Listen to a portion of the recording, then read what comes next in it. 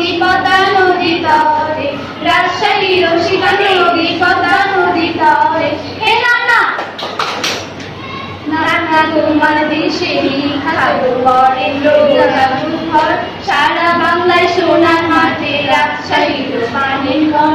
নানা গে ঐতিহাসিক স্থাপত্য এই বিভাগে আছে যত, ঐতিহাসিক স্থাপত্য এই বিভাগে আছে যত, সঙ্গীত সঙ্গীত আজও আছে রাজশাহী সিলশাড়ি। আমি এই সিলশাড়ি লেগা ছোট নানির লগে বড় নানি কেমন লাগে কেন? এই যে বিখ্যাত শাড়ি এর লেগে তো ছোট নানির সাথে বড় নানির কেমন লাগে? রাজশাহী সিলশাড়ি লেগে বিখ্যাত। আর রাজশাহী কিসের জন্য বিখ্যাত বলতো? আমি কেমনে কমু? Rajshahi silk city, green city. আবার দেখ রাজশাহী যে পদ্মা নদীর তীরে অবস্থিত। হ্যাঁ, পদ্মার ইলিশ তো বিখ্যাত বে, তা কি জানিস রে? তা কেমনে জানি? এই স্তরে যে কই লেখাপড়াটা কর, তখন তো করিস না। হ্যাঁ হ্যাঁ ঠিক হইছ, আমি পাশ করলে কি মেট্রিক পাশ করবো, এর লিগে তোমার কাছে আইনি।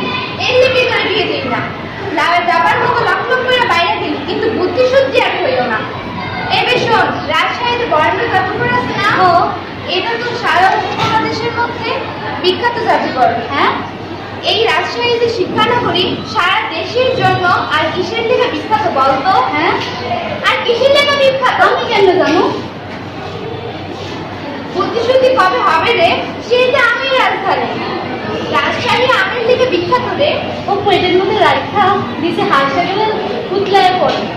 এই যে দেখ, সারা বছর যখন বাংলাদেশে আমের মৌসুম আসে তখন বাংলাদেশ রাজশাহীতে ছুটে যায়।